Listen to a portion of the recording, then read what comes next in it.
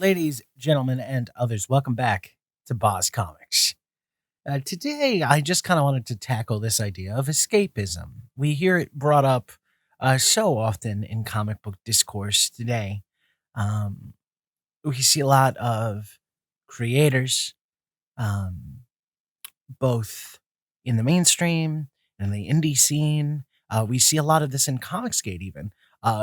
People pursuing ideas, messages, uh, topics that are important to them, and using the medium of comic books to kind of examine uh, issues or values or ideas and talk about them. And there's always from somebody, there's always a decent amount of pushback.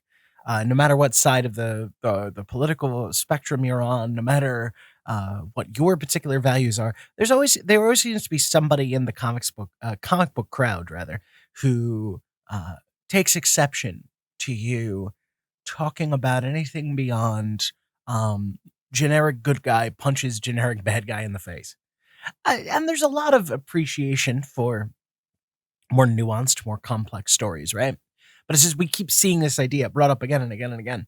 Comic books are about escapism, and it's tied very much into this whole idea that comic books are for kids, or at least comic books were best when they were for kids, which is something that I take a great amount of exception to, and have discussed at length in previous videos. I'm not going to get back into that here, unless I go off on a complete and total ramble, which of course is entirely possible. This is Boz Comics after all.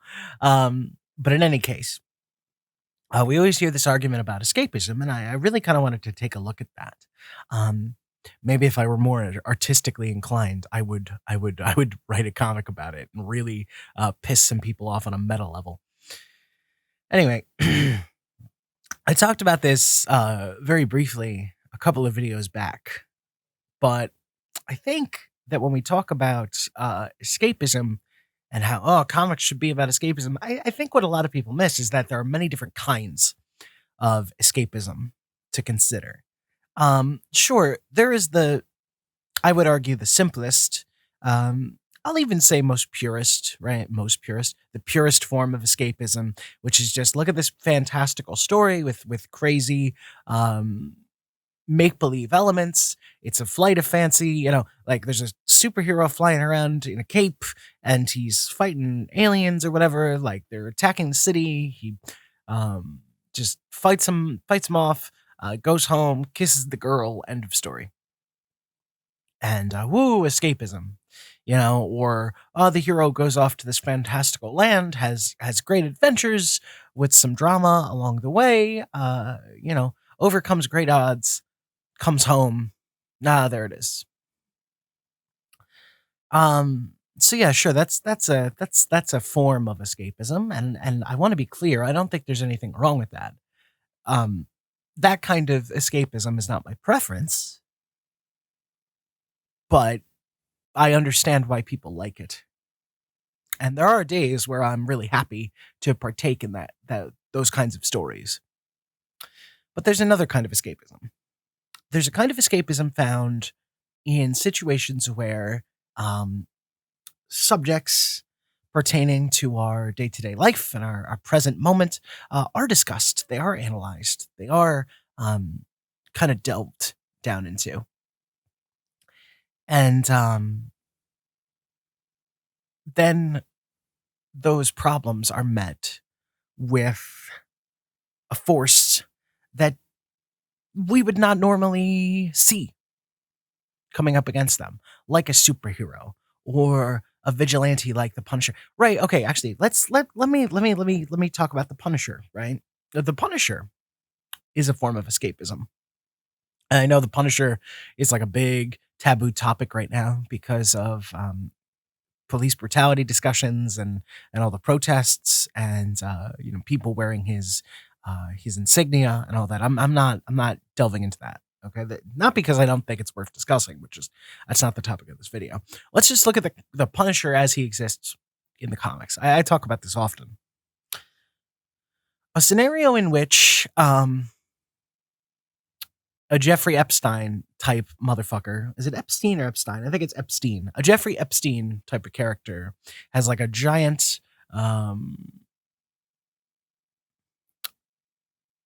child endangerment island. Well, you know what? Fuck it. Actually, I can the value in not being the value in not being monetized by YouTube yet is that I can say whatever the fuck I want. So, famous last words. But okay, so you have an Epstein style pedo island, right? You know, pedo utopia. And this like cartoonish villain who's clearly modeled after Epstein is kind of cultivating a Rolodex of celebrity accomplices, people in power. You know, some of them are in on his nefarious. Kid diddling schemes. Others are kind of roped in, right? They don't realize like the breadth of his evil, and they come to his islands for lavish parties and whatever, and then he's able to leverage their association with him as sort of a form of blackmail to further his own ends, and then all the while, of course, he's hurting kids, which we unanimously understand is bad. So then you have a character like the Punisher who does a halo drop onto Pedo Island and just murders all of Epstein's private security and shoots not Epstein in the face. And it turns out that after all, Epstein did not, in fact, kill himself. Go figure. That's a form of escapism. It's topical. It addresses something relevant to the current discussion, but it also involves a hero. And I know that some people would balk at me calling the Punisher a hero. I like Frank Castle, okay? Fucking sue me. You have an anti-hero dropping in and punishing a bad dude and fucking making the world perhaps just that little bit less of a dark place and hopefully saving some of those kids. That, to me, is escapism. It's a dark and horrifying story, but it is also a story, and it very much deals with current events, but it involves an external, debatably heroic force, or at least a necessary force, coming in and just kind of, if not evening the scales, just tipping them back in the other direction at least a little bit. And I think there's a lot of merit in that. When topics are uncomfortable topics or divisive topics are explored in comics,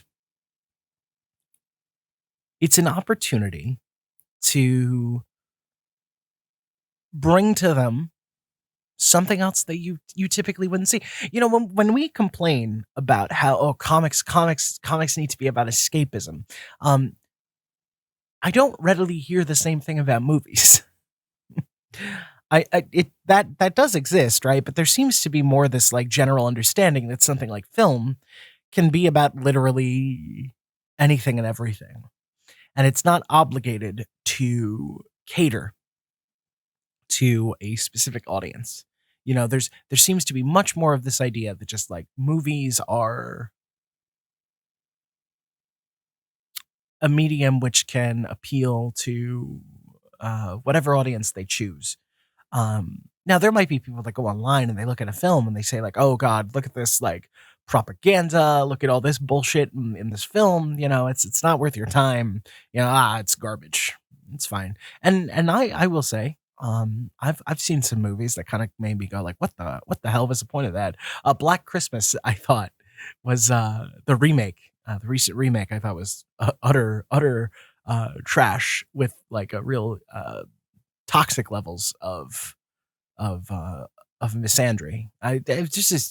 It was gross, for example. But I didn't go like, oh, why is this movie made? Movies are meant to be escapism, right? I just went like, oh, clearly I'm not the target audience for this film. And what else? Video games, right?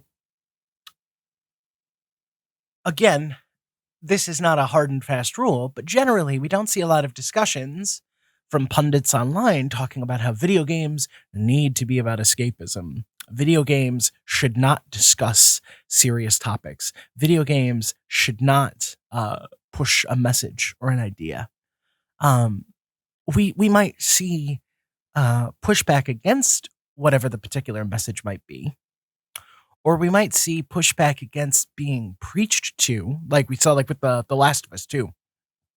A lot of people thought the messaging of The Last of Us 2 was very poorly handled and was kind of condescending and juvenile. Um, I myself just kind of thought the story was a nihilistic mess. And, the whole crux of that was revenge is bad. And okay. Um, but as an example, so in all these other like popular mediums, oh God, in books can be anything and everything, and nobody questions it. Nobody goes, books need to be about escapism. There just seems to be this really persistent idea with comics that comics need to be about escapism. I think a lot of people feel entitled to the idea that comics need to be this pure fantasy with little to no politics and little to no hard subjects. Comics are not allowed to take a stand. Comics are not about to be about anything that makes you uncomfortable or that you don't agree with. And I want to reiterate, of course, I'm speaking generally. Everyone's different. Okay. I'm just talking like purely anecdotally. These are some of the things, the generalities I have observed.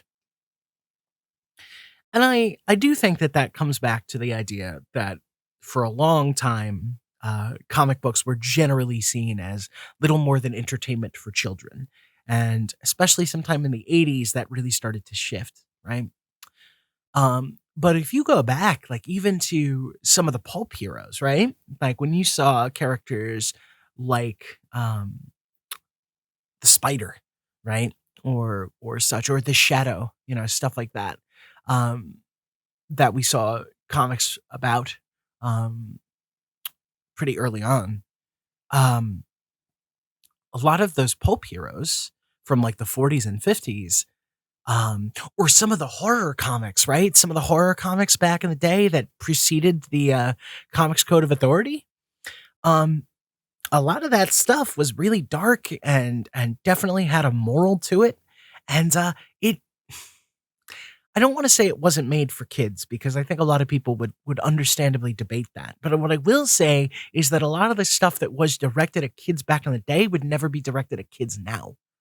Um, as somebody who's really kind of delved into child psychology and has worked in human services, and my wife works in the same field as well, and all these things. So it's, we talk about these things a lot. We talk about things like cartoons and various forms of media and how they're marketed to children. And the long and short of it is, we used to.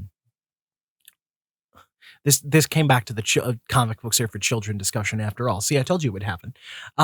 We used to take kids a lot more seriously. We used to be a lot more comfortable with the idea that they could handle things, and that it was essential for their development, and that by exposing them to more difficult, more involved concepts, it would help them kind of foster their own personhood.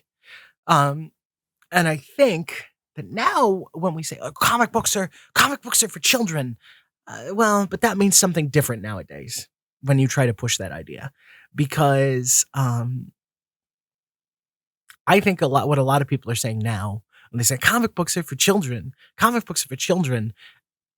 I almost feel like for a lot of people that's a cop out. That's an argument they're making to kind of cover up the fact that they just don't like the topics that are being discussed in a lot of comics today.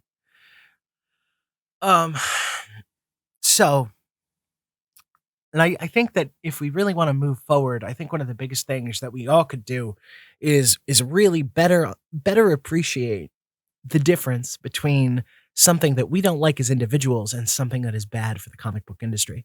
Now, I think the ready fire argument that would be levied against this idea that comic books don't owe you escapism, right, would be that, well, comic book sales are generally down. There's a lot of debate about that, but I'm of the opinion that, uh, I don't believe the comic industry is dying, like some doomsayers have said, but I do think sales are not doing too great, from what I've seen.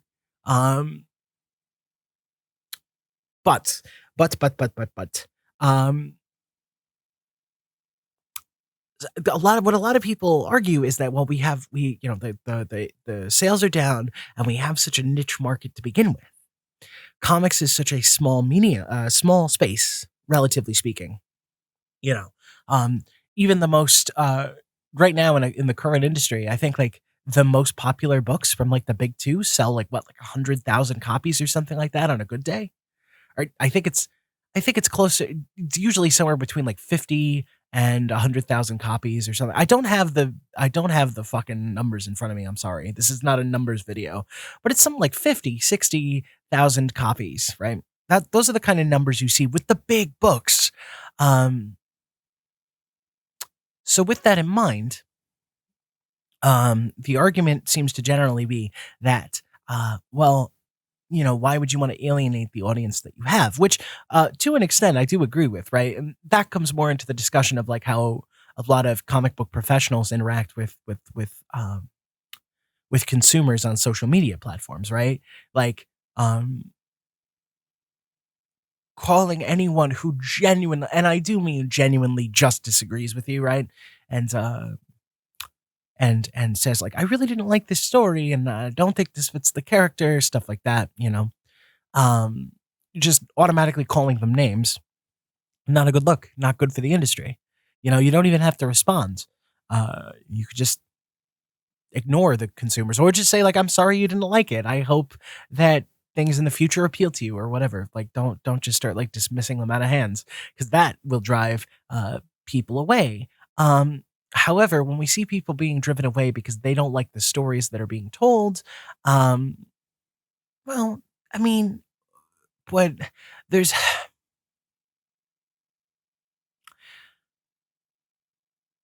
here's the thing. If you want to expand that small niche market, um, the health of an industry uh, is intrinsically tied to growth. If you want the industry to be healthier, you need the industry to grow. And the fact is that if you're just focusing on pure escapism, there's only so many stories you can tell. Things get very rigidly archetypal, and and there's no real like upward momentum. There's nowhere for things to expand. There's only so many times you can write a variation of good guy punches bad guy in the face, goes home, kisses the girl, and moves on to the next adventure, which will more or less be exactly the same, just with different trappings. That doesn't. What is that? That is fun. That has its place, but it doesn't move the medium forward anywhere. It's not going to pull in new readers. It's not going to really entice anyone long term. Nobody wants to read the same story over and over and over again. It's one of the big problems with the vicious cycle inherent in the big two publishers and the refusal to let any serious change stick with their characters for long, right? Um, it's all cyclical. It just goes on and on and on, and there's no growth, much like the industry itself. So I think that what we need to acknowledge is that while escapism is important, it's also important to let comics, as just as any other medium, be about more than that. Um, I think that it's disingenuous to say that comics need to be nothing more than pure fanfare and fantasy, right? Because that's never really been true. It never has. I think what happens is people who were children look back on their time spent reading comics in a different era, a simpler, more innocent time for them. Because when you're a kid, generally speaking, like everything on some level is a little bit simpler, a little bit more innocent and magical. The world is open to you. The future possibilities are limitless. So we always kind of look back on our childhoods with something of rose tinted glasses, don't we? And so I think people are looking back on that magical time in their lives when the sky was the limit and everything was going to be okay. And that's when they were initially reading comics. And so they perpetually associate comics with this period in their lives. And so then now as adults, they see whatever side of the political spectrum you're on, you're seeing the world in the tumultuous state that it is, and you're going, Jesus fucking Christ, why are these stories about things like LGBT issues? Why are these comics about things like racial injustice? Why are these comics about things like human trafficking or Hollywood sex scandals? Why are these comics dealing with things like immigration, right? Like, why are we dealing with these subjects? Well, because comics have always dealt with sensitive issues. The context has just changed for you. And I will say, just kind of an addendum, I would like to remind a lot of people about something I said again a couple of videos ago. When we talk about these topical issues being discussed in comic books versus escapism, right? One of the things that is often said is like, oh, well, comics used to be a lot more nuanced, and all sides would be considered. Well, I'd like to reiterate that the reason you're not seeing more nuance, the reason you're not seeing more all sides being considered, is that to the people writing these stories now, there are no, the sides are not equally valid. They're writing these stories and they're just seeing evil. They're seeing chaos. They're seeing destruction. They're seeing things that they find utterly repugnant. And so this idea of like another side, right? They're like, to them, it's like, what do you mean another side? Just white supremacy? Is that what your other side is? Fucking, oh, are you suggesting that the LGBT community aren't people? Is that what your other side is? So when you're asking for nuance, and I'm not saying you're wrong, right? Like I know that this is not what a lot of people are saying when they're talking about nuance, but I'm trying to drive home the point of like what the people creating these books are hearing, right? They're just seeing evil, and then you're pushing back saying, well, we want this to be more nuanced than just this is these people are evil and these people are good.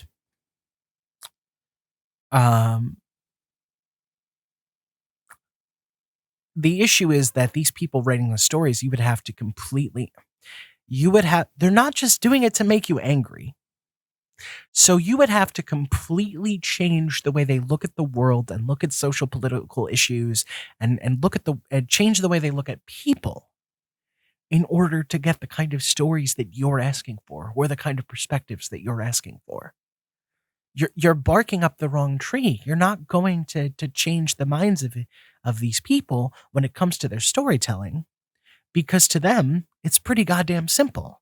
And I really feel like until you understand that, you're never going to even begin to bridge the gap here, and maybe show truly show some blind spots where people whose views aren't so radical as they're being presented, like are being kind of like thrown into the mire with some of the more extremist, dangerous ideas that some people put out there. These people are writing about pushback against evil and corruption and chaos and all these things, and so there are no other sides that need equal representation to them. So that kind of really poses a problem when you're going to keep going on and on and on and on about the need for escapism above all else. Because as we said in the beginning of this video, there are multiple different types of escapism. The fight against evil is one of them. And until you can change people's perspectives on what constitutes evil, you're not going to see a lot of change. So, hey, in all seriousness, like, keep supporting indie projects that appeal to you, right? Like, and I don't mean just Comicsgate books. I mean anything. Like, if you see an independent creation on Indiegogo or even Kickstarter, I know Kickstarter has a lot of problems right now, but anything that you see that you want to support, do it. Do it. Put your money where your mouth is. Like, support things that matter to you. Because we all need our own form of escapism, don't we? All right, so this was another long one. I know I repeated myself a couple of times. I'm sorry about that. Again, it's the perils of doing these unscripted. That's not going to change before somebody says, like, fucking do them scripted. That's not what this is. It's not what I want to do. This channel is not necessarily going to be for everybody, and I'm okay with that. That's kind of funny, isn't it? Considering what we were just talking about. Anyway, I'm going to cut it here. Tomorrow and probably the next day are going to be comic book reviews. So, you think tomorrow we're tackling the new issue of Batman that's supposed to be out? So that's going to be fun. I hope to see you there. Until then, guys, I will see you next time.